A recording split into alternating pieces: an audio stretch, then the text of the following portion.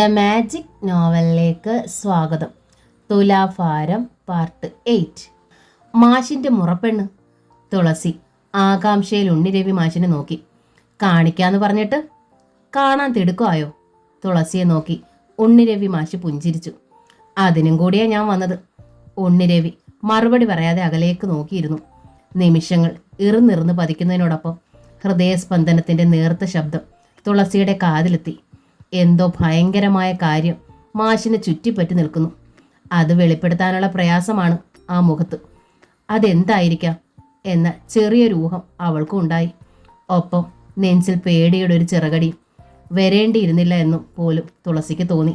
നാട്ടിൻപുറത്തുകാരിയായ ഒരു സാധു പെൺകുട്ടിയാണ് താൻ. എന്നിട്ടിപ്പോൾ തൻ്റെ ജീവിതം ഏത് വഴിയിലൂടെയൊക്കെയാണ് കടന്നു പോകുന്നത്. ഉണ്ണിരവി മാഷിനെ നോക്കിക്കൊണ്ട് തുളസി മെല്ലെ എഴുന്നേറ്റു. നമുക്ക് ആ വീട്ടിലേക്ക് പോകാം മാഷേ. പോകാം. ഒട്ടും ആലോചിക്കാതെ തന്നെ മാഷ് സമ്മതിച്ചു. അയാൾ എഴുന്നേറ്റ് മണ്ഡപത്തിനരികിൽ നിൽക്കുന്ന പവിഴ മല്ലിയുടെ ശാഖ പിടിച്ച് മെല്ലെ ഉലച്ചു. സിമന്റ് തറയിലേക്ക് കുറേ കുരുന്നു പൂക്കൾ പൊഴിഞ്ഞു വീണു.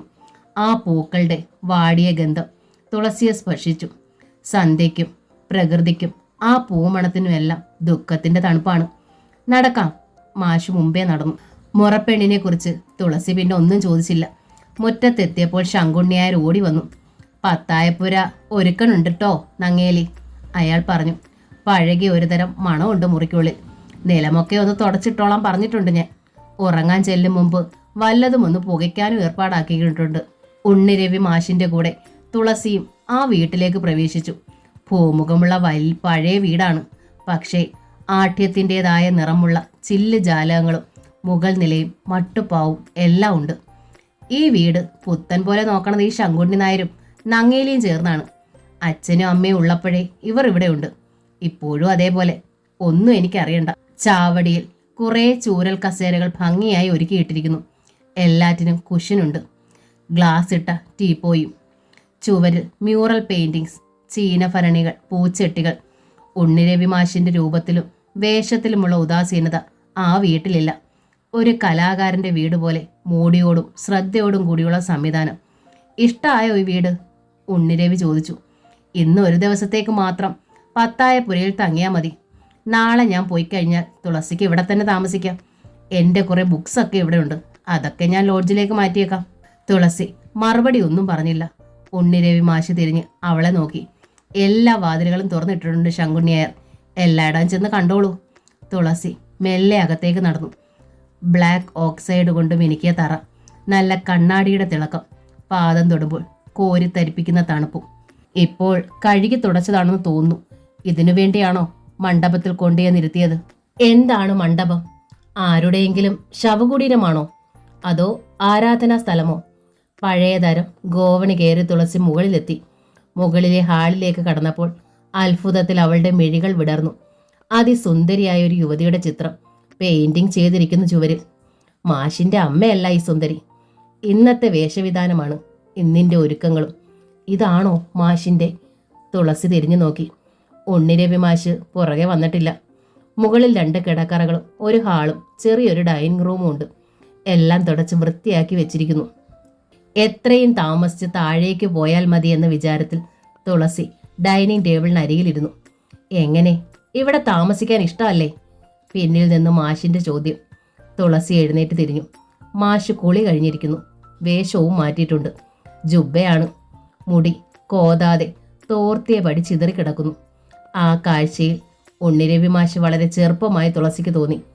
തുളസിയെ കാണാതെ തേടി വരികയായിരുന്നു ഞാൻ, ഉണ്ണിരവി പറഞ്ഞു. ഊണ് റെഡിയാണ്. ഊണല്ല, ശരിക്കും കഞ്ഞിയാണ്. വിളമ്പാൻ നങ്ങേലിയും വന്നിട്ടുണ്ട്. മുകളിലേക്ക് എടുക്കണോ? ഞാൻ താഴേക്ക് വരാം, തുളസി പറഞ്ഞു. കോണി ഇറങ്ങുമ്പോൾ ഉണ്ണിരവി തുളസിയോട് ചോദിച്ചു, ഇവിടെ താമസിക്കാൻ താല്പര്യം തന്നെ അല്ലേ തുളസിക്ക്? നേരം പുലർന്നിട്ട് ഞാൻ തീരുമാനിക്കാം, ഉണ്ണിരവി ചിരിച്ചു. നേരം പുലരുമ്പോൾ ഇവിടുന്ന് എടുത്തു വെച്ച് ഓടുവോ?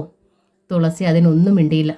നല്ല ഐശ്വര്യമുള്ള എന്നാൽ വല്ലാതെ ക്ഷീണിച്ചൊരു മധ്യവയസ്കയായിരുന്നു നങ്ങേലി.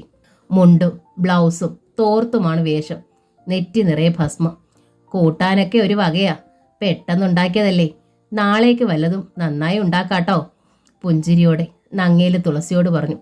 ചുട്ട തേങ്ങാ ചമ്മന്തിയും പയറ് തോരനും കഞ്ഞിയും. ഉച്ചക്കത്തെ ഒരു കൂട്ടാനുണ്ട്, നങ്ങേലി പറഞ്ഞു. ചക്കക്കുരുവും മാങ്ങയും വെള്ളരിക്കയും ചേർത്തുണ്ടാക്കിയത്. ഇവിടെ ഞങ്ങളതിന് ഒഴിച്ചുകൂട്ടാൻ എന്നാ പറയുക. കുറച്ച് വിളമ്പണോ ആവോ? വിളമ്പണം. തുളസി പുഞ്ചിരിച്ചു. നങ്ങേലിയെ കണ്ടതോടെയാണ് തുളസിക്കൊരു സമാധാനം ഉണ്ടായത്.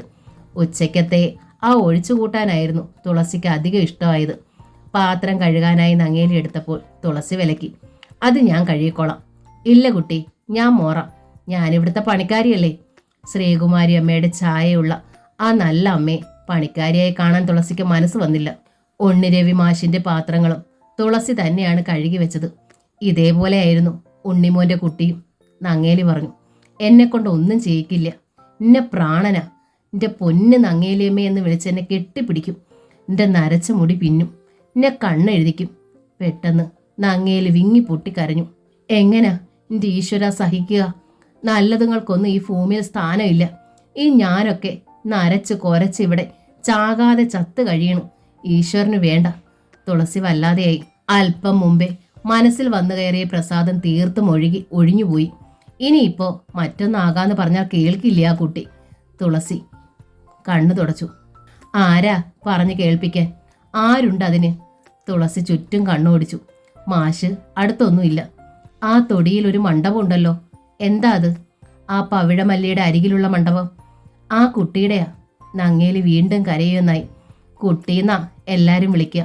ഉണ്ണിമോനും അത് തന്നെ വിളിക്കുക. സ്വന്തം കുട്ടിയാണല്ലോ. ഇവിടെ വന്ന് താമസിക്കും. കല്യാണം ഉറപ്പിച്ചപ്പോഴാ അസുഖം ഉണ്ടായത്. അത് മാറിയിട്ട് മതിയെന്ന് കുട്ടി. 7 വർഷത്തെ ചികിത്സ. കല്യാണം നടന്നില്ല. കന്യകയായി തന്നെ അത് പോയി. എന്തായിരുന്നു അസുഖമെന്ന് തുളസി ചോദിച്ചില്ല. മരണത്തിനെ ആക്രമിക്കാൻ നിരവധി കാരണങ്ങളുണ്ടല്ലോ. ഒരാളുടെ മരണശേഷം അതിനൊരു പ്രസക്തിയുമില്ല. കുട്ടി ഇനി എന്നും ഇവിടെ ഉണ്ടാകുമോ? നങ്ങേലി ചോദിച്ചു. എന്നും ഉണ്ടാവില്ല, തുളസി പറഞ്ഞു. ചിലപ്പോൾ കുറച്ച് ദിവസം. ഇല്ല അച്ഛാ, നാളെ തന്നെ മടങ്ങിക്കൂടാന്നുമില്ല. പോണ്ടാന്നേ, നങ്ങേലി പറഞ്ഞു. മരിച്ചവരുടെ അസ്ഥിത്തറയിൽ വിളക്ക് വെക്കാൻ ആരേലും ഉണ്ടാകുമല്ലോ. നങ്ങേലിയമ്മയല്ലേ ഇപ്പൊ വിളക്ക് വെക്കണത്? ഞാൻ ശമ്പളക്കാരിയല്ലേ? അതുപോലെയാണോ സ്വന്തം ഒരാൾ? ഞാൻ സ്വന്തം അല്ലല്ലോ. ഞാനും അന്യയല്ലേ. ഏറിയാൽ ഒരു വാടകക്കാരിയാകാം. അതിനപ്പുറം ഒന്നുമാകാൻ എനിക്ക് കഴിയില്ല. നങ്ങേലിയുടെ മുഖത്ത് അമ്പരപ്പ് നിറഞ്ഞു. രണ്ടാളും ഒരുമിച്ചാ പഠിപ്പിക്കണത്? ആ, തുളച്ചി തലയാട്ടി. ആ കുട്ടി നൃത്തക്കാരിയായിരുന്നു. എന്തു ഭംഗി അതിന്! കിട്ടാനുള്ളതല്ല. അതുകൊണ്ടാ ദൈവം അഴകും പണവും ശീലഗുണവും എല്ലാം വാരിക്കോരി കൊടുത്തത്. പത്തായപ്പുരയും നല്ല സൗകര്യമുള്ള സ്ഥലമായിരുന്നു. തുളസിക്ക് കിടക്ക വിരിച്ചിട്ട് നങ്ങേലി താഴെ കോസടി വിടർത്തി. ഞാൻ താഴെ കിടക്കും, തുളസി പറഞ്ഞു. വയസ്സായാൽ താഴെ കിടന്ന് വല്ല അസുഖവും പിടിച്ചാലോ? കരയും പോലെ നങ്ങേലി ഏങ്ങി ഏങ്ങി ചിരിച്ചു. ചിരിച്ച് കണ്ണു നിറഞ്ഞപ്പോൾ അവർ തോർത്തിന്റെ തുമ്പാൽ മുഖം തുടച്ചു. നങ്ങേലി ഇതുവരെ കട്ടിലിൽ കിടന്നിട്ടില്ല എൻ്റെ കുട്ടി. കട്ടിലിൽ കിടന്നാൽ എനിക്ക് ഉറക്കം വരുമെന്നും തോന്നില്ല. തുളസി പിന്നെ നിർബന്ധിച്ചില്ല. വെളുപ്പിന് നങ്ങേലി വിളിച്ചുണർത്തി. അവരുണ്ടാക്കിയ പുട്ട് കഴിച്ചിട്ടാണ് തുളസി ഉണ്ണിരവിയോടൊപ്പം സ്കൂളിലേക്ക് പുറപ്പെട്ടത്. വൈകുന്നേരം ഇങ്ങോട്ട് തന്നെയല്ലേ? ഉണ്ണിരവി തിരക്കി. മറ്റൊരിടം കിട്ടും വരെ, തുളസി പറഞ്ഞു. ഇവിടെ തന്നെ താമസിക്കേണ്ടി വരുമെന്ന് ഓർത്തതോടെ വീണ്ടും അവളുടെ മുഖം അപ്രസന്നമായി. തുളസിക്ക് എന്താ പ്രശ്നം? കടത്തുവെള്ളത്തിൽ വെച്ച് മാഷി തിരക്കി. താമസിക്കാൻ ഇടമായിട്ടും സന്തോഷമേ ഇല്ല. എനിക്ക് ഈ ജന്മം സന്തോഷിക്കാനാവില്ല മാഷേ, തുളസി പറഞ്ഞു. എങ്ങനെ സന്തോഷത്തെ എത്തിപ്പിടിക്കണമെന്ന് നിശ്ചയില്ല. തുളസിക്ക് വിവാഹിതയായിക്കൂടെ? മാഷി ചോദിച്ചു. തുളസി ഞെട്ടലോടെ ഉണ്ണിരവിയെ നോക്കി. ഉണ്ണിരവി പുഞ്ചിരിച്ചു. അതേ ഉള്ളൂ ഒരു മാർഗം. തനിച്ച് താമസിക്കുന്ന എല്ലാവർക്കും ഉള്ള പ്രശ്നമായത്. വീട്ടിലും സമാധാനമാവും. നകുലന്റെ ഭാര്യയും സന്തോഷിക്കും.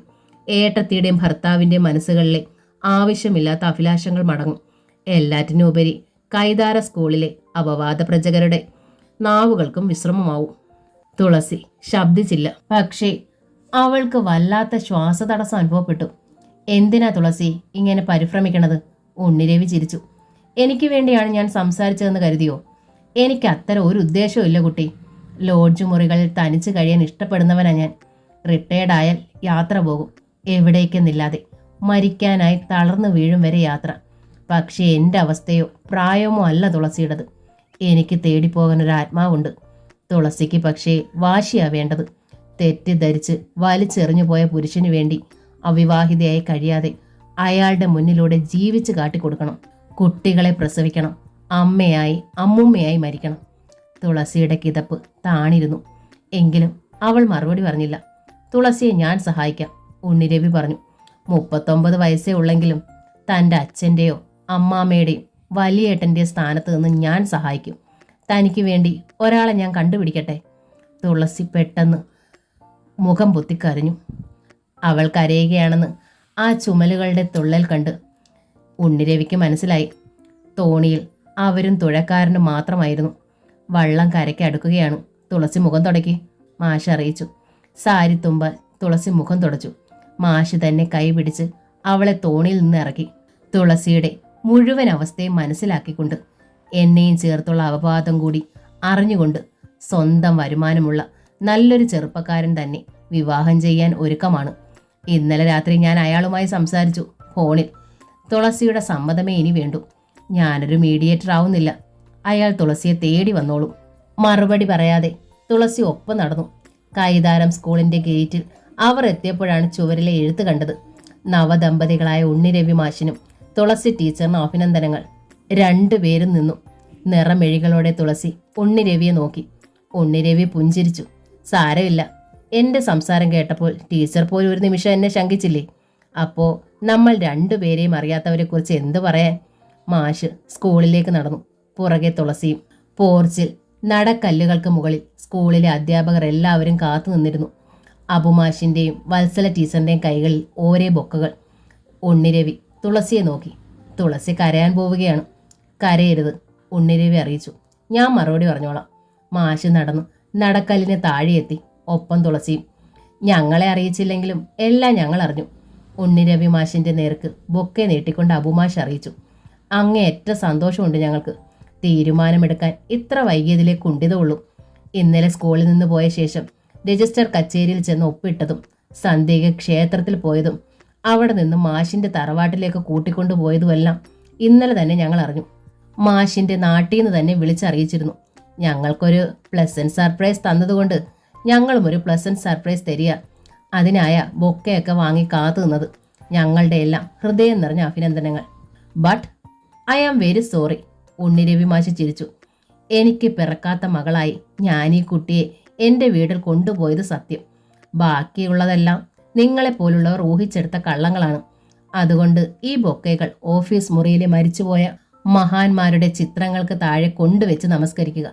കാത്തു നിന്നവരുടെ എല്ലാം മുഖങ്ങളിൽ അമ്പരപ്പ്. ഒരു പ്ലസന്റ് സർപ്രൈസ് കൂടി, ഉണ്ണിരവി മാഷ് അറിയിച്ചു. ഇത്രയില്ലെങ്കിലും ഇതിനടുത്തൊരു പ്രകടനം നിങ്ങളിൽ നിന്ന് ഞാൻ പ്രതീക്ഷിച്ചതാ. അതുകൊണ്ട് ഇനിയും പരസ്പരം അഭിമുഖീകരിച്ച് ഇവിടെ ജോലി നോക്കാനൊരു രസമില്ല. മാറ്റം വാങ്ങാന്ന് വെച്ചാ ഈ കൈതാരത്തേക്ക് പകരം വരാൻ ആളെയും കിട്ടില്ല. ആ നിലയ്ക്ക് ഞാൻ രാജിവെക്കുക. തുളസി ടീച്ചർ ഇവിടെ തുടർന്നോളൂ. എന്നോട് എന്തെങ്കിലും ഒരല്പം കരുണയെങ്കിലും ഉണ്ടെങ്കിൽ ഈ പേരിൽ അതിനെ ഇനിയും ദ്രോഹിക്കാതിരിക്കുക. പടികൾ കയറി മാഷ് ഓഫീസ് മുറിയിലേക്ക് നടന്നു. മറ്റ് അധ്യാപകർക്കൊപ്പം തുളസിയും തളർന്നു നിന്നു. അല്പം കഴിഞ്ഞ് അബുമാഷ് മെല്ലെ തുളസിയുടെ നേർക്ക് തിരിഞ്ഞു. സോറി ടീച്ചറെ, ഞങ്ങൾ ധരിച്ചത് മറിച്ച. മാഷും ടീച്ചറും തമ്മിൽ ഇത്തിരി പ്രായ വ്യത്യാസം ഉണ്ടെങ്കിലും ഞങ്ങൾ മനസ്സാഗ്രഹിച്ച കാര്യമായിരുന്നു. ഇന്നലെ വൈകുന്നേരം നിങ്ങൾ ഒരുമിച്ച് പോണത് കണ്ടപ്പോൾ ഞങ്ങൾ സംശയിച്ചു. മാഷിന്റെ നാട്ടിൽ നിന്ന് ഫോണും വന്നപ്പോൾ ഉറപ്പിച്ചു. അതേത് വൃത്തികെട്ട പഹയനാണാവോ ഈ കല്ല് വെച്ച് നുണ വിളിച്ചറിയിച്ചത്. മാഷ് മറ്റുള്ളവരെ നോക്കി. അവരുടെ എല്ലാം ഉത്തരം മുട്ടിയ മട്ടിൽ പതർ നിന്നതേ ഉള്ളൂ. തുളസി സാരി തലപ്പാൽ മുഖം തുടച്ചു. എന്നിട്ട് സ്റ്റാഫ് റൂമിലേക്ക് നടന്നു. ഈ ഉണ്ണിരവി മാഷ് എന്തിനുള്ള പുറപ്പാടാണെന്ന് ഞാനത് നോക്കട്ടെ. അബുമാഷ് ഓഫീസിലേക്ക് നീങ്ങി. സ്റ്റാഫ് റൂമിലെത്തിയ തുളസി ഡെസ്കിൽ മുഖമണച്ച് ശബ്ദമില്ലാതെ കരഞ്ഞു. വത്സല ടീച്ചർ അരികിലെത്തി തുളസിയുടെ ചുമലിൽ കൈവച്ചു. ശരിക്കും ഒരബദ്ധം പറ്റി പോയതാ മോളെ. കേട്ടപ്പോൾ ഞങ്ങൾ സന്തോഷിക്കുകയും ചെയ്തു. തുളസിക്ക് ഒരു നല്ല ജീവിതം ഉണ്ടല്ലോ എന്നോർത്ത്. തുളസി മുഖമുയർത്തി വത്സലയെ നോക്കി. അത് വിട്ടേക്ക് ടീച്ചർ, എനിക്കതൊന്നും പ്രശ്നമല്ല. മാഷിനെ ഓർത്തേ ഉള്ളു വിഷമം. ഒരു കാര്യത്തിനുമല്ലാതെ വെറുതെ ആ പേരും ചീത്തയായില്ലേ. അത് പ്രശ്നമാക്കണ്ട, അബുമാഷ് പറഞ്ഞ് കക്ഷിയെ സമാധാനിപ്പിച്ചോളൂ. അവർ നല്ല ഫ്രണ്ട്സാ. തുളസിയുടെ ഏട്ടത്തിയുടെ വീട്ടിലും വിവരം അറിയിച്ചിട്ടുണ്ടെന്ന് തോന്നണു, രുക്മിണി ടീച്ചർ പറഞ്ഞു. അതാ ഇപ്പൊ അബദ്ധമായത്. തുളസി ഞെട്ടലോടെ രുക്മിണിയെ നോക്കി. കുറച്ചു കഴിഞ്ഞപ്പോൾ അബുമാഷ് സ്റ്റാഫ് റൂമിലെത്തി. അടുക്കണില്ലേ കക്ഷി, ഇനി കുട്ടികളുടെ മുഖത്ത് നോക്കാൻ പറ്റില്ലാന്ന്. മാഷ് ഇവിടെ തുടർന്നാൽ തുളസി ടീച്ചറുടെ ഭാവിയെയും അത് ബാധിക്കും അത്രേ. ടീച്ചർ തന്നെ ഒന്ന് പറഞ്ഞ് സമാധാനിപ്പിച്ചാൽ വേണ്ടിയില്ല. അബുമാഷ് തുളസിയെ നോക്കി. എന്തു പറയണമെന്നറിയാത്ത മട്ടിലിരുന്നു തുളസി. തുളസി ടീച്ചർ മാഷിനോടൊന്ന് സംസാരിക്കൂ, വത്സല ടീച്ചറും പ്രേരിപ്പിച്ചു. ഇത്ര നിസ്സാരമായൊരു കാര്യത്തിന് ജോലി റിസൈൻ ചെയ്യുന്ന വെച്ചാൽ ഉണ്ണിരവി മാഷിന്റെ സാന്നിധ്യം ഈ സ്കൂളിന് എത്ര പ്രയോജനകരമായിട്ടുണ്ടെന്ന് ഈ നാട്ടുകാർക്ക് പോലും അറിയാം. തുളസി എഴുന്നേറ്റു. ശരി, എൻ്റെ അനാസ്ഥ കൊണ്ട് ഈ സ്കൂളിനൊരു ദോഷം സംഭവിക്കണ്ട. തുളസി ചെല്ലുമ്പോൾ ഉണ്ണിരവി മാഷ് എന്തോ തിരക്കിട്ട് കുത്തി കുറിക്കുകയായിരുന്നു. വാതിക്കൽ തുളസിയെ കണ്ടതോടെ ആൾ എഴുത്തു നിർത്തി. വിശാലമായി ഒന്ന് പുഞ്ചിരിക്കുകയും ചെയ്തു. സ്റ്റാഫ് റൂമിലിരുന്ന് ടീച്ചർ കരയുകയാണെന്ന് വിചാരിച്ചു ഞാൻ, ഉണ്ണിരവി പറഞ്ഞു. പക്ഷെ മുഖത്ത് അതിൻ്റെ ലക്ഷണങ്ങളൊന്നുമില്ല. ഒന്ന് പുഞ്ചിരിച്ചതല്ലാതെ തുളസി മറുപടി ഒന്നും പറഞ്ഞില്ല. ടീച്ചർ ഇരിക്കൂ, ഉണ്ണിരവി കസേര ചൂണ്ടി. എന്തോ പറയാനുണ്ടെന്ന് മനസ്സിലായി. എന്തും പറയാം. എനിക്കിപ്പോൾ സമചിത്തത വന്നിരിക്കണു. എനിക്കൊന്നേ പറയാനുള്ളൂ. നിന്നുകൊണ്ട് തന്നെയാണ് തുളസി അറിയിച്ചത്. മാഷ് ജോലി രാജിവെക്കരുത്. അതിൽ ഭേദം ഞാൻ ഇവിടുന്ന് മാറ്റം വാങ്ങി പോവുകയാണ്. അത് എളുപ്പമല്ലെന്നറിയാം. ഒരിക്കൽ നാട്ടിലേക്ക് മാറ്റം ആഗ്രഹിച്ചതാണ്. അന്ന് അത് നടന്നില്ല. ഇന്നിപ്പോൾ അതേക്കുറിച്ച് ചിന്തിക്കാനും ഇഷ്ടപ്പെടണില്ല. എന്നാലും ടീച്ചറുടെ അവസ്ഥ എനിക്കറിയാം, ഉണ്ണിരവി പറഞ്ഞു. അതാണ് ഞാൻ റിസൈൻ ചെയ്യാൻ തീരുമാനിച്ചത്. നമ്മൾ ഒന്നിച്ചിനി ഈ സ്കൂളിൽ ജോലി ചെയ്യാൻ കഴിയില്ലേ സാർ? ഈയൊരു അപരാധം അത്രമാത്രം സാറിനെ മാറ്റിമറിച്ചോ? എന്നെ അല്ല ഈ അപവാദം മാറ്റിമറിക്കുക, തുളസിയാണ്. എനിക്കത് പ്രശ്നമല്ല. സാർ തെറ്റിദ്ധരിക്കില്ലെങ്കിൽ, ക്ഷോഭിക്കില്ലെങ്കിൽ ഞാനൊരു അവിവേകം പറഞ്ഞോട്ടെ. ഉണ്ണിരവി അമ്പരപ്പിൽ തുളസിയെ നോക്കി. തുളസിയുടെ മുഖം പക്ഷെ ശാന്തമായിരുന്നു. മറ്റൊന്നുമല്ല, തുളസി പറഞ്ഞു. ഈ അപവാദം സത്യമാക്കിക്കൂടെ? ഉണ്ണിരവിയുടെ കണ്ണുകളിൽ നടുക്കമുണ്ടാകുന്നത് തുളസി കണ്ടു. മുഖം ദയനീയമാവുന്നതും. എങ്ങനെ ഇത് പറയാനായി എന്ന ചോദ്യമായിരുന്നു ആ മുഖത്ത്. അത് കണ്ട് തുളസി പതറി. ഒരിക്കലും അങ്ങനെ പറയാൻ പാടില്ലായിരുന്നെന്ന് അവൾക്കും തോന്നി. വല്ലാത്തൊരു പ്രതിസന്ധിയുടെ ഉഷ്ണത്തിൽ അറിയാതെ പറഞ്ഞു പോയതാണ്. നടുക്കടലിൽ താണുപോകുമ്പോൾ കണ്ണിൽ കണ്ട പൊങ്ങുതകടിയിലേക്ക് അറിയാതെ കൈ നീണ്ടതുപോലെ. ഒരു വിവാഹ ജീവിതത്തിനുള്ള കൊതി കൊണ്ടല്ല മാഷേ. തിടുക്കത്തിൽ തുളസി തൻ്റെ ഭാഗം വിശദീകരിച്ചു. മാഷിനെ സംബന്ധിച്ച് എൻ്റെ മനസ്സിൽ അങ്ങനൊരു സങ്കല്പം ഉണ്ടായിട്ടുമില്ല. മാഷിനെ ഞാൻ കണ്ടത് മാഷിൻ്റെ സുന്ദരിയായ ആ മുറപ്പെണ്ണിൻ്റെ ഭാവി വരനായി മാത്രമാണ്. പിന്നെ ഇപ്പോൾ ഉണ്ണിരവിയുടെ മുഖം തുടുത്തു. അപവാദത്തെ ഭയന്നിട്ടാ? അല്ല. തുളസിയുടെ സ്വരം ദൃഢമായി. എനിക്കൊരാശ്രയം വേണം, അതുമാത്രം മതി. സുരക്ഷിതവും മാന്യവും ശാന്തവുമായൊരു രക്ഷാസങ്കേതം, ഒരു പച്ചില തണൽ. വെയിലത്തുകൂടി തനിച്ച് നടക്കുന്ന അവസ്ഥയാണ് ഇപ്പോൾ എൻ്റേത്. പൊടുന്നനെ അവളുടെ സ്വരം ഇടറി. ഞാൻ ആരുമില്ലാത്തൊരു പെണ്ണാണെന്ന് എനിക്ക് തോന്നുന്നു. അച്ഛനോ അമ്മയോ കൂടെ പിറപ്പുകളോ ഇല്ലാത്ത അവസ്ഥ. എന്നാൽ എനിക്ക് എല്ലാവരോടും ഉണ്ട് താനും. പക്ഷേ അവരാരും ഇപ്പോൾ എൻ്റെ ആരുമല്ലാതായിരിക്കണം. എൻ്റെ ലക്ഷ്മിയേട്ടത്തി പോലും. വിസ്മയവും കനിവുമായിരുന്നു ഉണ്ണിരവിയുടെ കണ്ണുകളിൽ. മാഷിൻ്റെ ആ വീട്ടിലെ ഒരു മുറിയിൽ ഞാൻ കഴിഞ്ഞോളാം, തുളസി തുടർന്നു. ഒരു ബന്ധവും വേണ്ട, സൗഹൃദം പോലും വേണ്ട. നല്ല പരിചയക്കാരെ പോലെ അത്രേ മതി. കുട്ടി എന്തിനാണ് ആ രീതിയിൽ ചിന്തിക്കണത്? ഉണ്ണിരവി ചോദിച്ചു. ഒരു വലിയേട്ടൻ്റെ സ്ഥാനത്ത് നിന്ന് ഞാൻ കുട്ടിയുടെ കല്യാണം നടത്തി തരും. കുട്ടിയെ കല്യാണം കഴിക്കാൻ തയ്യാറുള്ള ഒരു ചെറുപ്പക്കാരനെ കുറിച്ച് ഞാൻ പറഞ്ഞല്ലോ. നല്ലവനാണ്, സുന്ദരനാണ്, സ്വന്തം വരുമാനമുണ്ട്. അപ്പോഴേക്കും ഓഫീസ് മുറിയുടെ വാതുക്കൽ അബുമാഷ് എത്തി. തുളസി ടീച്ചറെ കാണാൻ വീട്ടിൽ നിന്ന് ആൾ വന്നിട്ടുണ്ട്. തുളസി ഒരു നൊടി സ്തബ്ധയായി. ഏട്ടത്തിയാണോ? ഏട്ടത്തി ആരോ വിവരം അറിയിച്ചതായി രുക്മിണി ടീച്ചർ പറഞ്ഞു. ഏട്ടത്തി വിവരം വീട്ടിൽ അറിയിച്ചിട്ട് അച്ഛനോ ഏട്ടനോ വന്നതാവുമോ? എങ്കിലത് അതിശയമായിരിക്കും. അനുവാദത്തിനെന്നോണം ഉണ്ണിരവി മാഷിനെ ഒന്ന് നോക്കിയിട്ട് തുളസി പുറത്തേക്ക് കടന്നു.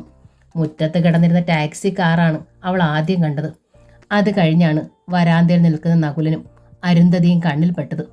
തുളസിക്ക് വിശ്വസിക്കാനായില്ല. ഇവരെങ്ങനെ ഇവിടെ എത്തി? നകുലൻ തുളസിയുടെ അരികിലെത്തി. അയാളുടെ നിഴലെന്നോണം പിന്നിൽ അരുന്ധതി ഉണ്ടായിരുന്നു. നകുലന്റെ മുഖത്താണെങ്കിൽ പുതിയൊരു പ്രസന്നത. വെളുപ്പിനെ ലക്ഷ്മിയാണ് എന്നെ ഫോണിൽ അറിയിച്ചത്. ആദ്യം വിശ്വാസമായില്ല. പറഞ്ഞിട്ട് അരുന്ധതിക്കും ബോധ്യം വന്നില്ല. എങ്കിൽ നേരിൽ കൊണ്ടുവന്നെന്ന് കാണിക്കാന്ന് വെച്ചു. എന്തേ സ്ഥിരം വേഷത്തിൽ? കല്യാണത്തിന്റെ പ്രത്യേകതകളൊന്നും കാട്ടാതെ. തുളസി ശരിക്കും കുഴഞ്ഞുപോയി. വീട്ടിൽ നിന്ന് അച്ഛനും ഏട്ടനുമാണ് വന്നിരുന്നതെങ്കിലും കുഴപ്പമില്ലായിരുന്നു. ഇതിപ്പോൾ തൻ്റെ വിവാഹം നടന്നില്ല എന്ന് പറഞ്ഞാൽ അരുന്ധതി വീണ്ടും പഴയപടിയാവും. പെട്ടെന്ന് തുളസിക്കൊരു ബുദ്ധി തോന്നി. കല്യാണം നടന്നില്ല, തീരുമാനിച്ചതേ ഉള്ളൂ, അവൾ പറഞ്ഞു. ലക്ഷ്മി പറഞ്ഞത് രജിസ്റ്റർ ചെയ്തു എന്നാ. ഏട്ടത്തിക്ക് ആരോ കൊടുത്ത വിവരമാ. ഏട്ടത്തി ഇങ്ങോട്ട് വന്നതേയില്ല. കൂടെ ജോലി ചെയ്യുന്ന അധ്യാപകനാണോ? ഓഫീസിലേക്ക് എത്തി നോക്കിയിട്ടായിരുന്നു നകുലന്റെ അടുത്ത ചോദ്യം. ഹെഡ് മാസ്റ്റർ ആണെന്നോ മറ്റോ ആണ് ലക്ഷ്മി പറഞ്ഞത്. ഹെഡ് മാസ്റ്റർ ആകുമ്പോൾ പ്രായക്കൂടുതലുണ്ടാവില്ലേ? ചോദ്യങ്ങളുടെ കുത്തൊഴുക്കിന് തടയിടാൻ വേണ്ടി തുളസി അങ്ങോട്ടൊരു ചോദ്യം എറിഞ്ഞു. എന്റെ കല്യാണമായെന്നറിഞ്ഞപ്പോൾ അരുന്ധതിക്ക് സന്തോഷമായിട്ടുണ്ടാവുമല്ലോ.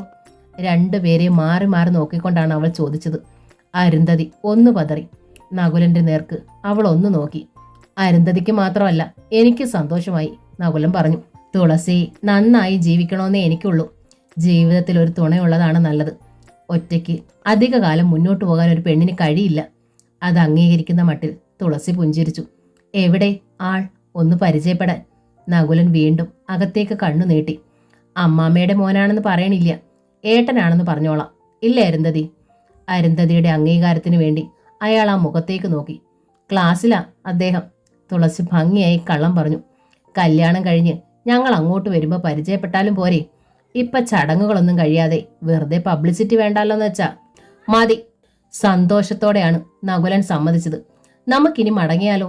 അരുന്ധതി നകുലനോട് ചോദിച്ചു. തുളസിക്ക് ക്ലാസ്സും കാണുമല്ലോ. ഉണ്ട്. വാച്ചിൽ നോക്കിയിട്ട് തുളസി പുഞ്ചിരിച്ചു. ക്ലാസ്സിലേക്ക് പോകാൻ തുടങ്ങുമ്പോഴാണ് നിങ്ങൾ വന്നത്. എങ്ങനെയും അവരെ പറഞ്ഞു വിടാൻ തിടുക്കമായിരുന്നു അവൾക്ക്. എങ്കിൽ ഞങ്ങൾ ഇറങ്ങാം, നകുലൻ പറഞ്ഞു. വരുമ്പോ അവിടേക്കും വരണം. അരുന്ധതിയുടെ ഉപചാരം. തീർച്ചയായും, തുളസി തൊഴുതു. ഏട്ടത്തി എന്തേ വരാതിരുന്നത് എന്നാണ് അവൾ ആ സമയത്തും ചിന്തിച്ചത്. തന്നോട് ഏട്ടത്തി പിണങ്ങിയിരിക്കുമോ? അല്ലെങ്കിൽ ഇങ്ങനെയൊരു വാർത്ത കേട്ടാൽ മറ്റാർക്കും മുമ്പേ ഓടിയെത്തേണ്ടതല്ലേ?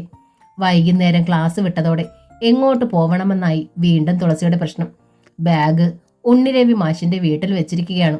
ഏതായാലും ഇന്നുകൂടി ഞാൻ മാഷിനോടൊപ്പം പോവുകയാണ്. എന്റെ ബാഗ് അവിടെയാണ്, തുളസി അബു മാഷിനോടും വത്സല ടീച്ചറോടും പറഞ്ഞു. തോണിയിൽ വെച്ച് ഉണ്ണിരവി തുളസിയോട് ചോദിച്ചു. എന്ത് തീരുമാനിച്ചു? നമ്മുടെ വീട്ടിൽ നിന്ന് സ്കൂളിലേക്ക് വന്നു പോകുന്നോ അതോ? മാഷ് എന്ത് തീരുമാനിച്ചു? തുളസി അങ്ങോട്ട് ആരാഞ്ഞു. റിസൈൻ ചെയ്യണില്ലല്ലോ. എന്റെ തീരുമാനത്തിന് ഒരു മാറ്റവും ഇല്ല. എനിക്ക് മടുത്തു. ഒരിടത്തും ഒരു സമാധാനവും ഇല്ല. 1 മണിക്കൂർ തുടർച്ചയായി ഒരിടത്ത് നിൽക്കാൻ വയ്യ. അപ്പോൾ അസ്വസ്ഥത തുടങ്ങും. നെഞ്ചിനുള്ളിൽ കൊടുങ്കാറ്റുയരും. തലയ്ക്കകത്ത് തീപിടുത്തം. വയ്യ കുട്ടി. ഒരിടത്ത് നിർത്താത്തൊരു വാഹനത്തിന്റെ ജനലരികിലെ സീറ്റിൽ പുറത്തേക്ക് നോക്കി ഇരുന്നാ മതി എനിക്ക്. ആ ഇരിപ്പിൽ ഉറങ്ങാം. സഞ്ചരിച്ചുകൊണ്ട് മരണത്തിലേക്കുള്ള യാത്ര. തുളസിയുടെ സർവ്വ സന്തോഷവും നഷ്ടമായി. തോണിയിൽ നിന്നിറങ്ങുമ്പോൾ അവൾ പറഞ്ഞു, നാളെ രാവിലെ ബാഗുമായി ഞാൻ തിരിച്ചു പോരും. ഉണ്ണിരവിയുടെ വീട്ടിലെത്തും വരെ പിന്നീട് അവർ സംസാരിച്ചതേയില്ല. അന്ന് ആ വീട്ടിൽ സന്ധ്യാദീപം തെളിയിച്ചത് തുളസിയാണ്. ഇന്നൊരു ദിവസത്തേക്ക് മാത്രം. അവൾ തന്നോട് തന്നെ മന്ത്രിച്ചു. തുളസി, ഒരതിഥിയുണ്ട്. പുറത്തുനിന്ന് ഉണ്ണിരവി മാഷ് ശബ്ദിച്ചതും അതേ നേരത്താണ്. തുളസി തിരിഞ്ഞു നോക്കി. ഉണ്ണിരവിയോടൊപ്പം സുമുഖനായൊരു ചെറുപ്പക്കാരൻ. മുണ്ടും ഷർട്ടുമാണ് വേഷമെങ്കിലും സാമാന്യം പരിഷ്കാരിയായ ആൾ. ഇയാൾ പ്രശാന്ത്. ഉണ്ണിരവി പരിചയപ്പെടുത്തി. ഇയാളെക്കുറിച്ചാണ് ഞാൻ നേരത്തെ സൂചിപ്പിച്ചത്. ഇന്നാട്ടുകാരൻ തന്നെ. സർക്കാർ ഉദ്യോഗസ്ഥനാണ്. എന്നേക്കാൾ വളരെ ചെറുപ്പം. അമ്പലവാസി. ബാക്കി കാര്യങ്ങൾ നിങ്ങൾക്ക് പരസ്പരം കൈമാറാം. തുളസി അയാളെ നോക്കി. പ്രശാന്ത് അവളെ നോക്കി പുഞ്ചിരിച്ചു. മാഷിക്കറിയാവുന്ന ആളാണെങ്കിൽ എനിക്കിനി ഒന്നും അറിയാനില്ല, തുളസി പറഞ്ഞു.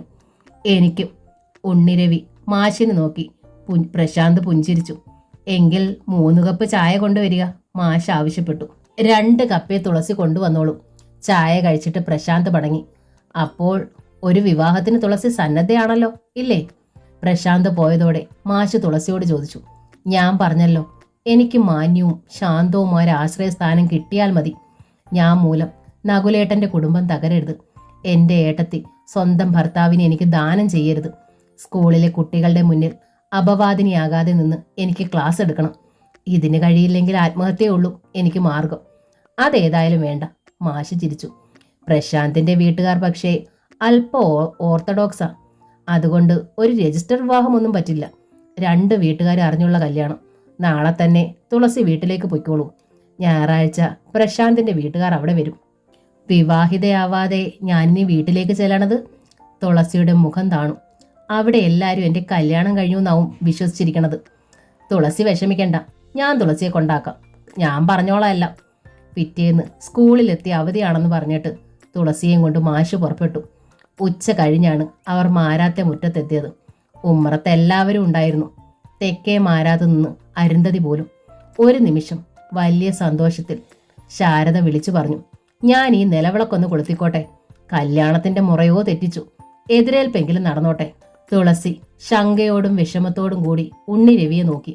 ഉണ്ണി രവി പുഞ്ചിരിയോടെ തുളസിയെ കണ്ണടച്ച് കാണിച്ചു. ഇവിടെയും തെറ്റിദ്ധാരണയാ എന്ന് വെച്ച് തുളസി ടെൻഷൻ അടിക്കണ്ട. എല്ലാവരെയും നമ്മൾ ശരിയായി ധരിക്കണമെന്ന് എന്തിനേ നിർബന്ധം പിടിക്കണത്? നമുക്ക് നമ്മളെ അറിയാലോ. തിരുത്തേണ്ടവരെ തിരുത്താൻ ശ്രമിച്ചാൽ പോരെ. അത്രയും പറഞ്ഞത് തുളസിക്ക് സമാധാനമായി. താലവുമായി ഒതുക്കിറങ്ങി വന്നുകൊണ്ട് ശാരദ പറഞ്ഞു, ഇനി വന്നോളൂ. ശാരദയുടെ പിന്നിലെ കിണ്ടിയുമായി മുരളിയും ഉണ്ടായിരുന്നു. വരന്റെ കാൽ കഴിക്കേണ്ടത് സഹോദരനാണല്ലോ. ഉണ്ണിരവി മാഷും തുളസിയും പക്ഷെ നിന്നെടുത്തതൊന്നും അനങ്ങിയില്ല. വരൂന്നേ, ചന്ദ്രിക പറഞ്ഞു. എന്നിട്ട് ശാരദയുടെ നേർക്ക് തിരിഞ്ഞു. അമ്മേ, ഒരു കുരവീട്, അയൽക്കാർ അറിയട്ടെ. ചതിച്ചേക്കല്ലേ, ചിരിയോടെ ഉണ്ണിരവി അപേക്ഷിച്ചു. ഈ താലവും കിണ്ടിയും കൂടി ഒന്ന് ഒഴിവാക്കി തന്നാൽ ഉപകാരം. ഞാൻ തുളസിയുടെ സ്കൂളിലെ പ്രധാന അധ്യാപകനാണ്. ഈ കുട്ടിയുടെ ഒരു അഭ്യുദയകാംക്ഷിയും. അതിനപ്പുറം ഒന്നുമില്ല. എതിരേൽക്കാൻ ഇറങ്ങിയവർ വല്ലാതെയായി. അവർ പകപ്പോടെ പരസ്പരം നോക്കി. കല്യാണം കഴിഞ്ഞു എന്ന് പറഞ്ഞിട്ട് ശാരദ തുളസിയെയും ഉണ്ണിരവി മാഷയെയും മാറി മാറി നോക്കി. ആര് പറഞ്ഞു? ഉണ്ണിരവി ചോദിച്ചു. തുളസി പറഞ്ഞോ? മറ്റാരെങ്കിലും ആധികാരികമായി അറിയിച്ചോ? ലക്ഷ്മി അറിയിച്ചേ, മുരളി പറഞ്ഞു. അതുമാത്രമല്ല, ഞങ്ങൾ അവിടെ വന്നപ്പോൾ തുളസിയും പറഞ്ഞില്ലേ? അരുന്ധതി ചോദിച്ചു. കല്യാണം കഴിഞ്ഞു എന്നല്ല, കല്യാണം കഴിക്കാൻ പോവുകയാണെന്ന്. ഞങ്ങളും വിചാരിച്ച് ഇപ്പൊ കല്യാണം കഴിഞ്ഞുള്ള വരവായിരിക്കുമെന്ന്. എല്ലാവരും ഇവിടെ ഉണ്ടായത് ഭാഗ്യമായല്ലോ എന്ന് വിചാരിച്ചു പോയി. കല്യാണം കഴിക്കാൻ പോവുകയാണെന്ന് തുളസി പറഞ്ഞു വെച്ചാ അത് സത്യമാ, ഉണ്ണിരവി അറിയിച്ചു. പക്ഷെ എന്നെയല്ല കുട്ടി കല്യാണം കഴിക്കണത്. കല്യാണപ്രായമൊക്കെ കഴിഞ്ഞൊരു വൃദ്ധനാ ഞാൻ. എന്നെ കണ്ട് നിങ്ങൾ തെറ്റിദ്ധരിച്ചത് എൻ്റെ കഷ്ടകാലം. കിണ്ടിയും താലവുമായി ശാരദ അകത്തേക്ക് പോയി. 5 തിരിയിട്ട് കത്തിച്ച നിലവിളക്ക് ചന്ദ്രിക ഊതിക്കെടുത്തി. തുളസിയും അകത്തേക്ക് ചെല്ല്, മാഷ് പറഞ്ഞു. മാഷും വരൂ, തുളസി ക്ഷണിച്ചു. ഉമ്മറത്ത് കസേര കൊണ്ടുവന്ന് വെച്ചു അവൾ.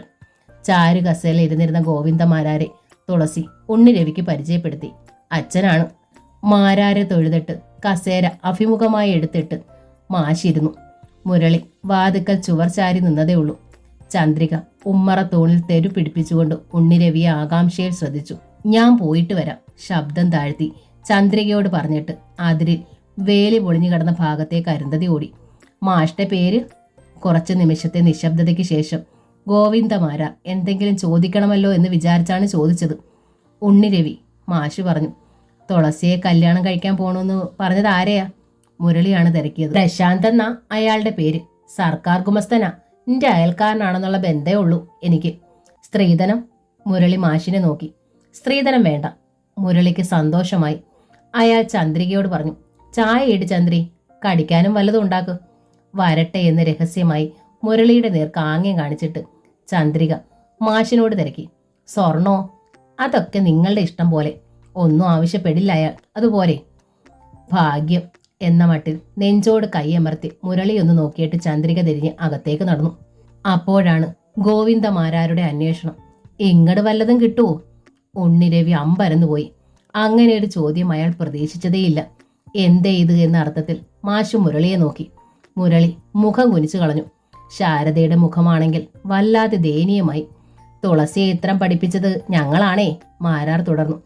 കാത്തിരുന്ന് കിട്ടിയ ജോലിയാ. ഈ കുടുംബത്തിന് വേണ്ടി അധികമൊന്നും ചെയ്യാൻ അവൾക്ക് കഴിഞ്ഞുമില്ല. ചെക്കന് സർക്കാർ ഉദ്യോഗം ഉണ്ടെന്ന് മാഷു പറഞ്ഞുല്ലോ. ഇവളുടേതും സർക്കാർ ജോലിയാ. പെൻഷനാവും വരെ ശമ്പളവും പിന്നെ പെൻഷനും കിട്ടും. അത് മുഴുവൻ അയാളല്ലേ എടുക്കുക. കഷ്ടപ്പെട്ട് വളർത്തി വലുതാക്കിയ ഞങ്ങൾക്ക് എന്താ ഒരു പ്രയോജനം? ഉണ്ണിരവി മാഷ് അറിയാതെ മൂക്കിൽ വിരൽ ചേർത്ത് പോയി. തുളസിയുടെ അവസ്ഥ ഇപ്പോഴാണ് അയാൾക്ക് മനസ്സിലായത്. എന്തേ മാഷൊന്നും മിണ്ടാത്തത്? മാരാർ ചോദിച്ചു. എന്താ ഞാനിപ്പം മിണ്ടുക? മാഷ് കൈമലർത്തി. മാഷ് ക്ഷമിക്കണം, ശാരദ അപേക്ഷിച്ചു.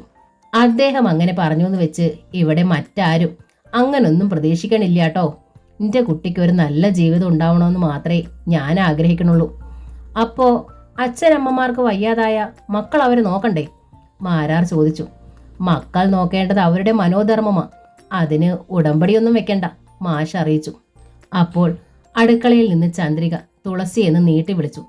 അകത്തെ വാതിലിന് പിന്നിൽ മറഞ്ഞു നിന്ന് പുറത്തെ വർത്തമാനം ശ്രദ്ധിച്ചിരുന്ന തുളസി തിരിഞ്ഞ അടുക്കളയിലേക്ക് ചെന്നു. ചന്ദ്രിക ജഗ്ഗിൽ നിന്ന് കപ്പുകളിലേക്ക് ചായ പകരുകയായിരുന്നു. ഭംഗിയുള്ള ആ ജഗ്ഗും കപ്പുകളും തുളസിയിൽ അത്ഭുതം ഉളവാക്കി. മുമ്പില്ലാത്ത സമൃദ്ധിയും ഐശ്വര്യവും സന്തോഷവും ഉണ്ട് വീട്ടിൽ. ചന്ദ്രിയെ സ്തുതിച്ചേ പറ്റൂ. കപ്പുകൾ ഒന്നൊന്നായി എടുത്ത് ട്രേയിൽ വെച്ചിട്ട് ട്രേ ഉയർത്തി തുളസിക്ക് നീട്ടിക്കൊണ്ട് ചന്ദ്രിക നിർദ്ദേശിച്ചു. കൊണ്ടുപോയി കൊടുക്ക്. ഇപ്പോ സ്ഥിരമായി പാല് വാങ്ങുന്നുണ്ടോ? തുളസി ചോദിച്ചു. 2 നേരവും വാങ്ങുന്നുണ്ട് കുട്ടി. നിസ്സാര ഭാവത്തിലാണ് ചന്ദ്രികയുടെ മറുപടി. പാല് ചേർക്കാത്ത ചായ എനിക്ക് വയ്യ. അച്ഛനും മുരളിയേട്ടനും 2-3 നേരം ചായ വേണം. വല്ലവരും കയറി വന്നാൽ 1 ഗ്ലാസ് ചായ കൊടുക്കണ്ടേ? അമ്മയ്ക്കും കുട്ടികൾക്കും തൈര് വേണം. നല്ല ആഹാരം കൊടുക്കാതെ പട്ടിണി കിട്ടിട്ട് ചത്ത് കഴിയുമ്പോൾ രാമേശ്വരത്ത് ചിതാഭസ്മം കൊണ്ട് ഒഴിക്കിട്ട് കാര്യമുണ്ടോ മോളെ? അത്ഭുതം കൊണ്ട് തുളസിയുടെ കണ്ണുകൾ മിഴിഞ്ഞു. ചായ തണുക്കും കുട്ടി, കൊണ്ടുകൊടുക്ക്. ചന്ദ്രിക ചിരിച്ചു. തുളസി എല്ലാവർക്കും ചായ വിളമ്പി. ചായ കുടിച്ചു കഴിഞ്ഞു ഉണ്ണിരവി മാഷ് എഴുന്നേറ്റു. എങ്കിൽ ഞാൻ ഇനി ഇറങ്ങുക, മാഷ് തുളസിയോട് പറഞ്ഞു. നാളെ പ്രശാന്തും അമ്മയും വരും. മാഷ് പോയതും ചന്ദ്രിക തുളസിയെ ചാവടിയിൽ കൊണ്ടുപോയി നിർത്തി മുടി വിടർത്താൻ തുടങ്ങി. എന്ത് ജടയാ കുട്ടി ഇത്? ദിവസേന മുടി ചീകാറില്ലേ? ജഡം മുഴുവൻ കളഞ്ഞ് നന്നായി ചീകി മൃദുവാക്കി പിന്നി കൊടുത്തു ചന്ദ്രിക. കല്യാണം കഴിഞ്ഞാലെങ്കിലും സുന്ദരിയായി നടക്കണം, അവൾ ഉപദേശിച്ചു. ആണുങ്ങൾക്കതാ ഇഷ്ടം. എത്ര നല്ലവളായാലും കോലം കെട്ടി നടന്നാൽ പുരുഷന്റെ മനസ്സ് നമ്മിൽ നിന്ന് അകന്നു പോകും. നമ്മൾ പറഞ്ഞാൽ അവർ കേൾക്കണമെങ്കിൽ നമ്മൾ അവരെ വശീകരിച്ച് ചൊൽപ്പടിയിൽ നിർത്തണം. അല്ലാതെ പുരുഷന്മാരെ പഴിച്ചുകൊണ്ടിരുന്നിട്ട് കാര്യമില്ല. സർപ്പക്കാവിൽ വിളക്ക് വെക്കാനായി ചന്ദ്രിക പോയപ്പോൾ ശാരദ തുളസിയോട് പറഞ്ഞു. ചന്ദ്രിയെ നീ ഏട്ടത്തി അമ്മാന്ന് തന്നെ വിളിക്കണേ മോളെ. പേര് വിളിക്കരുത്. സ്ഥാനമൂപ്പ് മാത്രമല്ലല്ലോ, വയസ്സ് മൂപ്പുമില്ലേ. നീ ഒന്നും വിളിച്ച് കേൾക്കാത്തത് കൊണ്ടാണ് ഞാൻ പറയണത്. അവൾ വന്നതിൽ പിന്നെയാ ഈ കുടുംബത്തിനൊരു കയറുകയറ്റം ഉണ്ടായത്. ഇത്തിരി പൊങ്ങച്ചവും പത്രാസും ഒക്കെ ഉണ്ടെങ്കിലും സാമർഥ്യമുള്ളോളാം. സ്നേഹം കാട്ടിയ ഇങ്ങടെ എന്തും ചെയ്യും. രാത്രി കൂട്ടാനുണ്ടാക്കാൻ തുളസി ചന്ദ്രികയെ സഹായിച്ചു. ഏട്ടത്തിയമ്മയ്ക്ക് വിശേഷമൊന്നും ആയില്ലേ? തുളസി തിരക്കി. ഏട്ടത്തിയമ്മ എന്ന വിളി ചന്ദ്രികയിൽ അത്ഭുതവും സന്തോഷവും ഉണ്ടാക്കി. ഉവ്, നാണത്തിൽ ചന്ദ്രിക ചുണ്ട് കടിച്ചു. 4 മാസം ആശുപത്രിയിലാവും മുമ്പ് എനിക്ക് തുളസിയുടെ കല്യാണം കൂടണം. പട്ടുസാരി ഉടുത്ത് നിന്നെ പന്തലിലിറക്കേണ്ടത് ഞാനല്ലേ? വയറൊത്തിരിയായാൽ സാരി ഉടുത്ത് വരുമ്പോൾ ചന്തം പോകും. തുളസി ചിരിച്ചു. എന്തൊക്കെ പ്ലാനാണ്. അതുപോട്ടെ, ചന്ദ്രിക പറഞ്ഞു. 6 മാസമായി ഞാനൊരു ചിട്ടി ചേർന്നിട്ടുണ്ട്. മാസം 500 രൂപ അടയ്ക്കണം. 2 വർഷം കൂടിയുണ്ട്. ആ ചിട്ടി തുളസി അടയ്ക്കുമെങ്കിൽ ഞങ്ങൾ അത് പിടിച്ച് നിന്റെ കല്യാണം ആഘോഷിക്കാമായിരുന്നു. കല്യാണം ആഘോഷിച്ചില്ലെങ്കിലും ചിട്ടി അടയ്ക്കാം പോരെ? തുളസി ചോദിച്ചു. ചന്ദ്രികയ്ക്ക് സന്തോഷമായി. രാത്രി സമാധാനമായി തുളസിക്ക് ഉറങ്ങാൻ കഴിഞ്ഞു. രാവിലെ തുളസിയുടെ കുളി കഴിയും മുമ്പേ ചന്ദ്രിക അയൽപ്പക്കത്തെ ഏതോ പയ്യനെ പറഞ്ഞയച്ച് മുല്ലപ്പൂമാല വാങ്ങിപ്പിച്ചു. കുളി കഴിഞ്ഞു വന്ന തുളസിയെ അണിയിച്ചൊരുക്കി പൂവ് വെച്ചു കൊടുത്തതും ചന്ദ്രികയാണ്. പൂവ് വെക്കുമ്പോൾ ചന്ദ്രിക തുളസിയോട് പറഞ്ഞു. മോളെ, ഈ പൂവിന്റെ വില ഏട്ടത്തിയമ്മയ്ക്ക് തരണേ. 50 രൂപയായി. വിരുന്നുകാരെ ഉദ്ദേശിച്ച് ഇടങ്ങഴി പാലും വാങ്ങിയിട്ടുണ്ട് അധികമായി. അതിന്റെ രൂപയും കൊടുക്കണം. നിന്റെ അടുത്തുനിന്ന് വാങ്ങണത് എനിക്കിഷ്ടമല്ല. പക്ഷേ മുരളിയേട്ടൻ്റെ അടുത്ത് കണക്ക് ബോധിപ്പിക്കണം. 10 രൂപ എടുത്താൽ ഉടനെ ചോദ്യം വരും, അതെന്തിനാ എടുത്തതെന്ന്. രൂപ തരാ ഏട്ടത്തിയമ്മേ, തുളസി പറഞ്ഞു. ഞാൻ മടങ്ങാൻ നേരത്ത് മതിയല്ലോ. മതി. ചന്ദ്രികയുടെ ശബ്ദം താണു. പിന്നൊരു കാര്യം കൂടി, നിനക്ക് ശമ്പളം കിട്ടിയ സമയമാണല്ലോ. ഉണ്ടെങ്കിൽ ഏട്ടത്തിയമ്മയ്ക്ക് 1000 രൂപ കടം തരണം. ഈ മാസത്തെ ചിട്ടി അടച്ചിട്ടില്ല. കൂട്ടത്തിൽ കറണ്ട് ചാർജും കൊടുക്കണം. അതിനൊക്കെ അമ്മയുടെ പേരിൽ പണം അയക്കാറുണ്ടല്ലോ ഞാൻ. അമ്മയുടെ പേരിൽ അയച്ചിട്ട് എന്താ കുട്ടി? ചന്ദ്രിക ചോദിച്ചു. അപ്പൊ തന്നെ അച്ഛൻ അത് വാങ്ങിയെടുക്കില്ലേ? ചന്ദ്രിക അടുക്കളയിലേക്ക് പോയതോടെ തുളസി രഹസ്യമായി അമ്മയോട് തിരക്കി. ഞാൻ അയച്ചു തരണ രൂപ അമ്മ അച്ഛനെ ഏൽപ്പിക്കുകയാണോ പതിവ്? അയ്യോ, ആരിത് പറഞ്ഞു? ശാരദ അതിശയം ഭാവിച്ചു. നിന്റെ രൂപ വന്നാൽ ഞാൻ അതേപടി ചന്ദ്രികയുടെ കയ്യിലാ കൊടുക്കുക. അവളല്ലേ കുടുംബം നടത്തണത്. പാവം, 2 തലയും കൂട്ടിമുട്ടിക്കാൻ ഇവിടെ കിടന്ന് കഷ്ടപ്പെടുക. തൊടിയിന്ന് നാളികേരോ വാഴക്കുലയോ വെട്ടിവിറ്റ അച്ഛൻ വട്ടച്ചിലവുകൾ നടത്തണത്. ചന്ദ്രിക കണ്ടാൽ അതും പിടിച്ചു വാങ്ങും. ഒരു നയാ പൈസ തുമ്പില്ലാതെ കളയാൻ അവൾ സമ്മതിക്കില്ല. അത്ര കാര്യപ്രാപ്തി ഉണ്ടെങ്കിലും ചന്ദ്രികയുടെ ആദ്യ സാമർഥ്യം തുളസിയിൽ മുഷിവുണ്ടാക്കി. ഇടവഴിയിൽ കാർ എത്തിയപ്പോൾ ഉച്ചയാവാറായി. പ്രശാന്തും അമ്മയും മാത്രമല്ല, 2 സഹോദരിമാരും അവരുടെ ഭർത്താക്കന്മാരും ഉമ്മറത്തെത്തി. ഈശ്വര, ഉച്ചയാവാറായല്ലോ. ചന്ദ്രിക നെഞ്ചിൽ കൈവച്ചു. ഇന്നിനി ചായയും പലഹാരവും വിളമ്പാൻ പറ്റുമോ? ഊണ് കൊടുക്കണ്ടേ? ഇവിടെയാണ് അച്ഛ ഒന്നും കരുതിയിട്ടുമില്ല. ചായ മതി, തുളസി പറഞ്ഞു. അവർ താമസിച്ചത് നമ്മുടെ കുറ്റമല്ലല്ലോ. തുളസിയാണ് ഉമ്മറത്തേക്ക് ചായ കൊണ്ടുപോയത്. ഇത്തിരി കഴിഞ്ഞ് അവൾ തിരിച്ചും പോന്നു. അതിഥികളോട് സംസാരിച്ചത് മുരളിയും ചന്ദ്രികയുമാണ്. ഗോവിന്ദമാരാരോട് തെക്കിനിയിൽ ഉറക്കം നടിച്ചു കിടന്നോളാൻ പറഞ്ഞു മുരളി. കുട്ടിയുടെ അച്ഛൻ എവിടെ എന്ന് പ്രശാന്തിന്റെ അമ്മ ചോദിച്ചപ്പോൾ ചന്ദ്രിക പറഞ്ഞു, നിങ്ങളെ തിരക്കി അച്ഛൻ കവലയിൽ നിൽക്കുക. കാറ് പോകുന്നത് അച്ഛൻ കണ്ടിട്ടുണ്ടാവില്ല. മടങ്ങാൻ നേരം പ്രശാന്തിന്റെ അമ്മയും സഹോദരിമാരും അകത്തേക്ക് വന്ന് തുളസിയോട് യാത്ര പറഞ്ഞു. ആ മാഷിന്റെ വാക്കുറപ്പിൽ ഞങ്ങൾ ഇതങ്ങ് തീരുമാനിക്കുക, പ്രശാന്തിന്റെ അമ്മ ഭാനുമതി പറഞ്ഞു. പഴയ തറവാടാണെങ്കിലും വീട് ചെറുതാ. ശേഖരമാരാരുടെ പെരുമ പറഞ്ഞിട്ട് കാര്യമില്ലല്ലോ. സ്ത്രീധനം മാഷ് പറഞ്ഞതുകൊണ്ട് സമ്മതിച്ചതാ. മാഷ് ഞങ്ങൾക്ക് അത്ര വേണ്ടപ്പെട്ട ആളാ. പക്ഷേ ആഭരണങ്ങൾ ദേഹം നിറയെ വേണം. 50 പവനിൽ കുറയരുത്. ഞങ്ങൾക്കത് കുറച്ചില്ല. തുളസിയുടെ കണ്ണുകൾ അന്താളിപ്പിൽ വിടർന്നു. അവൾ ചന്ദ്രികയെ നോക്കി. ചന്ദ്രികയ്ക്കും അത്ഭുതമായിരുന്നു. വിരുന്നുകാർ പോയി കഴിഞ്ഞതും ചന്ദ്രിക തുളസിയോട് ചോദിച്ചു, ആ മാഷി പറഞ്ഞത് സ്ത്രീധനോ ആഭരണോ ഒന്നും വേണ്ടാന്നല്ലേ? അതെ. തുളസിയുടെ തൊണ്ട വിടർച്ചു. പിന്നെ ആ സ്ത്രീ പറഞ്ഞതെന്താ? ചന്ദ്രിക ആരാഞ്ഞു. എനിക്കറിയില്ല. തുളസി മുഖം കുനിച്ചു. നാളെ ഞാൻ മാഷിനോട് തിരക്കാം. പിറ്റേന്ന് സ്കൂളിലെത്തിയോടെ ഓഫീസിൽ ചെന്ന് തുളസി ഉണ്ണിരവി മാഷിനെ കണ്ടു. ഭാഗ്യത്തിന് മാഷ് തനിച്ചായിരുന്നു അവിടെ. പ്രശാന്ത് എന്ന ആളിന് സ്ത്രീധനവും ആഭരണവും വേണ്ടെന്നല്ലേ മാഷ് പറഞ്ഞിരുന്നത്? തുളസി ചോദിച്ചു. അതെ. എന്താ? അവർ അതേപ്പറ്റി വല്ലതും പറഞ്ഞോ? പറഞ്ഞു. തുളസിയുടെ ശബ്ദം പതറി. മാഷ് പറഞ്ഞതുകൊണ്ടാ സ്ത്രീധനം വേണ്ടെന്ന് സമ്മതിച്ചതത്രേ. പക്ഷേ ആഭരണങ്ങളില്ലാതെ പറ്റില്ലാന്ന്. 50 പവനിൽ കുറയരുതെന്ന്. ഞാൻ വിചാരിച്ചാൽ തികയില്ല മാഷേ. ഇതായിരുന്നു അയാളുടെ ഉദ്ദേശം വെച്ചാ എന്നെ എന്തിനാ വീണ്ടും? തുടർന്ന് പറയാനാവാതെ അവൾ കിതച്ചു. തുളസി സങ്കടപ്പെടണ്ട, മാഷ് പുഞ്ചിരിച്ചു. തുളസിയുടെ വീട്ടിൽ ചെന്ന് അതേപ്പറ്റിയൊന്നും സംസാരിക്കരുതെന്ന് പ്രത്യേകം ഞാൻ ചട്ടം കെട്ടിയിരുന്നതാ. എങ്കിലും അയാൾ സ്ത്രീധനം ചോദിച്ചതിൽ എനിക്ക് വിരോധമില്ല. വിവാഹിതരായ അയാളുടെ അനുജത്തിമാർക്ക് സ്ത്രീധന ബാക്കി കൊടുക്കാനുണ്ട്. അത് കൊടുക്കാൻ വേണ്ടി അയാൾക്ക് വിൽക്കാൻ അയാളേ ഉള്ളൂ. ഞങ്ങൾ എവിടുന്ന് എടുത്തിട്ട് കൊടുക്കും മാഷേ? തുളസി ചോദിച്ചു. എന്റെ സ്ഥിതി മാഷിനറിയാലോ. ഇന്നലെ വീട്ടിൽ വന്ന് നേരിൽ കാണുകയും ചെയ്തില്ലേ? അതുകൊണ്ടാണ് തുളസി സങ്കടപ്പെടണ്ടെന്ന് ഞാൻ പറഞ്ഞത്, മാഷ് അറിയിച്ചു. തുളസിക്ക് വേണ്ടി ഞാനൊരു തുക കൊടുക്കാന്ന് പറഞ്ഞ് അവരെ സമ്മതിപ്പിച്ചിട്ടുണ്ട്. ഞാനാണ് കൊടുക്കുന്നതെന്ന് പ്രശാന്തിന് മാത്രമേ അറിയൂ. ആഭരണങ്ങൾ നമുക്ക് ഇഷ്ടമുള്ളത് കൊടുക്കാന്ന് പറഞ്ഞിരുന്നു. അവർ നിർബന്ധം പറഞ്ഞു വെച്ചാ 50 പവൻ ഞാൻ കൊടുക്കാം. തുളസിയുടെ കണ്ണുകൾ മിഴിഞ്ഞു. മാഷ് എന്താണ് ഈ പറയുന്നത്? എനിക്ക് പിന്നെ ആരുണ്ട് തുളസി? ഞാൻ പറഞ്ഞല്ലോ, എനിക്ക് താൻ മകളോ അനിയത്തിയോ ആണ്, അല്ലെങ്കിൽ രണ്ടുമാണ്. അതിലൊക്കെ സന്തോഷമേ ഉള്ളൂ. പക്ഷേ സ്ത്രീധനം വാങ്ങണ ഒരാളെ കല്യാണം കഴിക്കാൻ ഞാൻ ആഗ്രഹിക്കണില്ല. തുളസി തീർത്തു പറഞ്ഞു. അതൊരു മണ്ടൻ തീരുമാനമാണെന്നേ ഞാൻ പറയൂ, മാഷി ചിരിച്ചു. ഒരു തൊഴിലുമില്ലാതെ അലഞ്ഞു നടക്കണ സാധുവായൊരു ചെറുപ്പക്കാരനെ ഞാൻ തുളസിക്കായി ആലോചിക്കട്ടെ. അയാൾ 5 പൈസ സ്ത്രീധനം ചോദിക്കില്ല. തുളസി അയാൾക്ക് ചെലവിന് കൊടുത്താൽ മതി. എന്താ? ആ ആലോചനയ്ക്ക് തുളസി വഴങ്ങുമോ? മാഷ് എന്തേ ഈ ചോദിക്കണത് എന്ന ഭാവത്തിൽ തുളസി ഉണ്ണിരവിയെ നോക്കി. തുളസി വഴങ്ങില്ല ഇല്ലേ? ഉണ്ണിരവി ചോദിച്ചു. എന്താ വഴങ്ങാത്തത്? തുളസിക്ക് അയാളെ കൊണ്ട് പ്രയോജനമൊന്നുമില്ല എന്നു മാത്രമല്ല, അയാൾ തുളസിക്ക് ഒരു ഉത്തരവാദിത്വമാകും. ഇതാ മനുഷ്യന്റെ മനോഭാവം. ആദർശങ്ങളൊക്കെ പറഞ്ഞാലും ആവശ്യമില്ലാത്ത ഉത്തരവാദിത്വത്തിൽ തലയിൽ കയറ്റാൻ അധികം ആളുകളും ഇഷ്ടപ്പെടുന്നില്ല. നമ്മുടെ കുടുംബത്തെ നമ്മൾ ചുമക്കും. കാരണം നമുക്ക് അവരോട് അടുപ്പവും സ്നേഹവും ഉണ്ട്. നമ്മുടെ ആരുമല്ലാത്തവരെയാ പലപ്പോഴും നമ്മൾ വിവാഹാലോചനകളിൽ നേരിടണത്. അപ്പോൾ നമ്മൾ ലാഭം നോക്കും. സ്ത്രീ പുരുഷന്റെ ഉദ്യോഗവും സോഷ്യൽ സ്റ്റാറ്റസും തോക്കും പോലെയാ പുരുഷൻ സ്ത്രീയുടെ ധനം നോക്കണത്. സാധാരണ കല്യാണങ്ങളിൽ നിന്ന് അത് ഒഴിവാക്കാൻ പറ്റില്ല തുളസി. മാഷി പിന്നെന്തിനാ അയാൾ സ്ത്രീധനം ആഗ്രഹിക്കാത്ത ആളാണെന്ന് എൻ്റെ അടുത്ത് പറഞ്ഞത്? തുളസി ആരാഞ്ഞു. സത്യം പറഞ്ഞാൽ പ്രശാന്ത് സ്ത്രീധനം ആഗ്രഹിക്കണില്ല എന്നതാണ് സത്യം. അച്ഛൻ മരിച്ച ശേഷം അയാളെയും സഹോദരിമാരെയും കഷ്ടപ്പെട്ട് പഠിപ്പിച്ച് ഈ നിലയിലെത്തിച്ച അയാളുടെ അമ്മയ്ക്കാണ് സ്ത്രീധനത്തിന്റെ നിർബന്ധം. തുളസി ഒരു നിമിഷം മിണ്ടാതെ നിന്നു. പ്രശാന്തിന്റെ അവസ്ഥ എനിക്കറിയാം, തുളസിയുടെ അവസ്ഥയും. നിങ്ങളെ രണ്ടുപേരെയും സഹായിക്കാനാ എൻ്റെ ശ്രമം. ഇതൊരു മഹാത്യാഗമായും കാണണ്ട. കുടുംബ ബന്ധങ്ങളില്ലാത്തത് കൊണ്ടാ ഞാൻ ഇതിന് ഒരുങ്ങണത്.